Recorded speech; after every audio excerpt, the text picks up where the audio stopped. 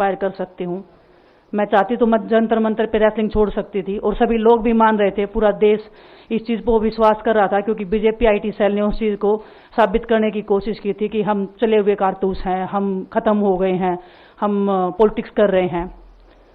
उन्होंने बोला मैं नेशनल नहीं खेलना चाहती, मैंने नेशनल चैंपियनशिप खेला। उन्होंने बोला ये ट्रायल्स दे के नहीं जाना चाहते, मैंने ट्रायल्स भी दिया। उन्होंने बोला कि ओलंपिक्स लेवल तक नहीं जाना चाहते, मैं ओलंपिक्स में गई, मैं फाइनल्स में गई। अनफॉर्चुनेटली परमात्मा को कोई और चीज़ मंजूर होगी। एक चीज़ मुझे पता है कि जब मेहनत आप करते हो तो ज़रूरी नहीं कि आपको उसी दिशा में मिले, कई बार दूसरी चीज़ों में भी आपको वो फल मिल जाता है। और परमात्मा ने मुझे मेरे देश के लोगों की सेवा करने का जो मौका दिया है, वो मैं मानती हूँ कि उससे बड़ा पुण्य का काम कोई नहीं हो सकता है। मेरे लिए बहुत प्राउड की बात है। बहुत एक मैं नई पारी की शुरुआत कर रही हूँ आज से। मैं चाहती हूँ कि जो हमने फेस किया एज ए खिलाड़ी होने के नाते, उन सब खिलाड़ियों को वो चीज़ ना फेस करनी पड़े। हम उनकी लड़ाई में साथ हैं। शायद उनको आज हिम्मत मिले कि जो पार्टियां पावर में रहती हैं शायद वो साथ में नहीं खड़ी हो, लेकिन उनके बहन भाई हैं जो उनके साथ में खड़े हैं। और उन्हें पता है स्पोर्ट्स में कितना गलत होता आया है, नहीं बोल पाते हैं खिलाड़ी। आप हमसे देख लो, बजरंग के ऊपर डोप का बैन लगा दिया 4 साल का, सिर्फ किसी लिए कि सिर्फ उन्होंने आवाज़ उठाई थी हमारे साथ बैठ के। तो उसका भुगतान हम कर रहे हैं, आज तक कर रहे हैं, लेकिन हम डरेंगे नहीं, पीछे नहीं हटेंगे।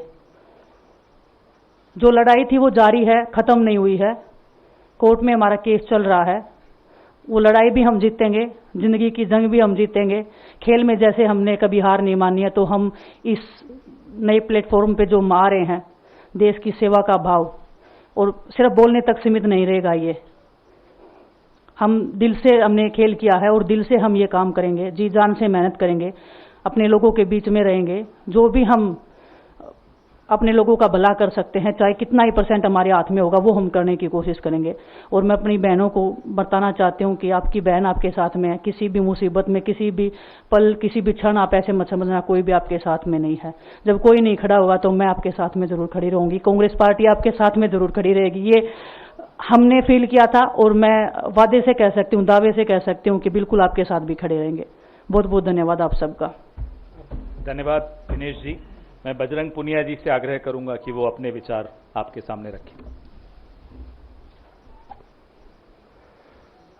सभी को नमस्कार। और मैं धन्यवाद दूंगा केसी जी का, हरियाणा के प्रभारी हमारे दीपक बावरिया जी का, अध्यक्ष हमारे उदयभान जी का, पवन खेड़ा जी का और विनीत पुनिया जी का, और जितने भी कांग्रेस के हमारे लीडर हैं उन सब का, कि हमें विनेश ने बताया कि बुरे समय में हमारे साथ खड़े हुए। जो आज बीजेपी की आईटी सेल बोल रही है कि इनका मकसद तो सिर्फ राजनीति करना था, हमने तो उनको लेटर भेजा था, वो जब भी नहीं आए। हमने तो बीजेपी के जो सांसद थी, जितनी भी महिला सांसद थी, उनके घर पे लेटर दिया था, वो फिर भी उन बच्चियों के साथ नहीं खड़े हो पाए। कांग्रेस पार्टी तो बिना कुछ हमने इनको बताया ये वहाँ पे हमारे साथ खड़े हुए।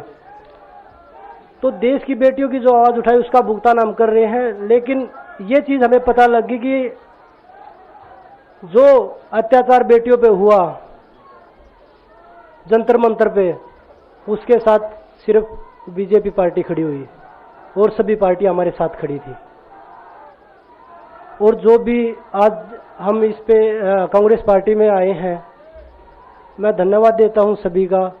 हम अपनी पूरी मेहनत, जितनी हमने कुश्ती में मेहनत की है, जितनी हमें किसान आंदोलन में मेहनत करी है, जितना अग्निपथ योजना के टाइम पे मेहनत करी है और बेटियों के आंदोलन में मेहनत करी है, ऐसे ही मेहनत करेंगे और कांग्रेस पार्टी को भी मजबूत करेंगे और देश को भी मजबूत करेंगे। और ग्राउंड पे रह के काम करेंगे। जैसे रेसलिंग में बचपन से 7-8 साल की उम्र में लगे थे, जब ये पता नहीं था कि हम ओलंपिक मेडल जीतेंगे, लेकिन धीरे धीरे आगे बढ़ते गए, मेहनत करते गए और वो मुकाम हमें मिला। क्योंकि ओलंपिक से बड़ा कोई भी प्लेटफॉर्म नहीं होता। और जिस दिन विनेश फाइनल में गई, उस दिन पूरा देश का सबसे बड़ा